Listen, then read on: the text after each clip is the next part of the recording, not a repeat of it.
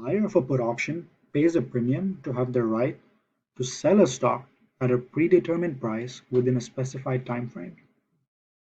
On the other hand, a seller of a put option receives a premium for agreeing to buy 100 shares of a stock at the predetermined price in a specified time frame. In general, the buyer of a put option believes that the price of the stock will go down, whereas the seller of a put option believes that the price of the stock will either stay the same or go up within that same time frame.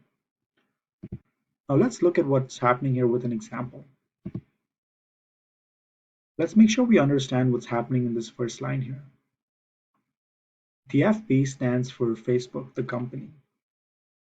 178 is the strike price, meaning the buyer of this put has the right to sell Facebook stock at 178 by the expiration date of April 18.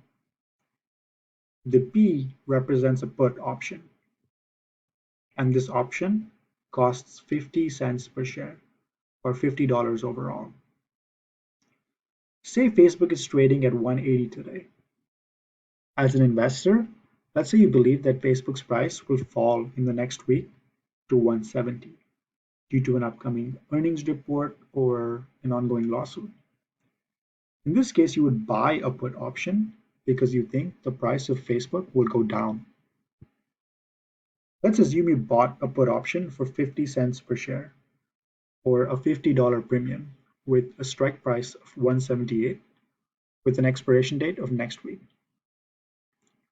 There's option chains available for every dollar increment, but we're just focusing on the one with the 178 strike price as an example.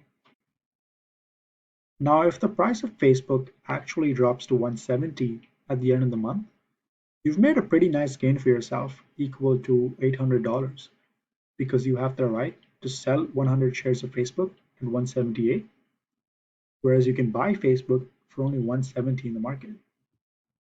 In this case, the value of the put option at expiration would be 800, and you can sell the put option and lock your profit.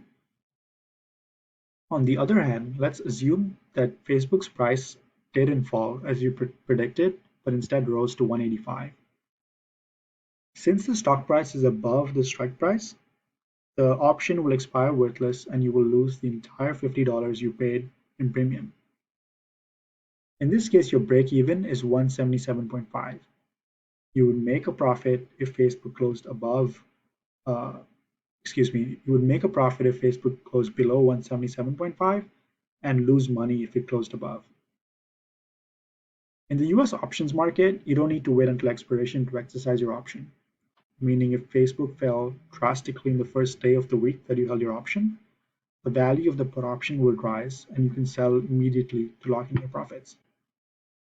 The little image below shows you when a buyer would make money, lose money, or break even.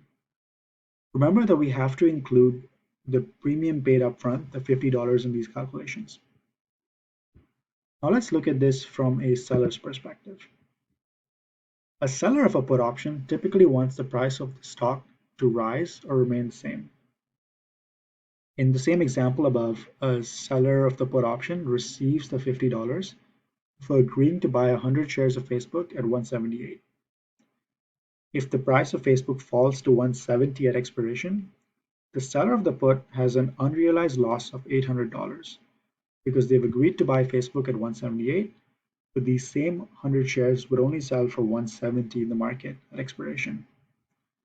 It's important to note that I mentioned unrealized loss, since the seller would only post a loss when he or she actually sells the stock. The seller still has the option to wait until the price bounces back to sell the shares. On the other hand, if the stock closes above 178, the option expires worthless and the seller gets to pocket the $50 as a profit. It's important to note here that the buyers of options have unlimited profit potential, whereas a seller of an option has a maximum potential profit equal to the premium received. The image below shows you the profit and loss graphs for the seller of a put, which is the exact opposite to that of the buyer.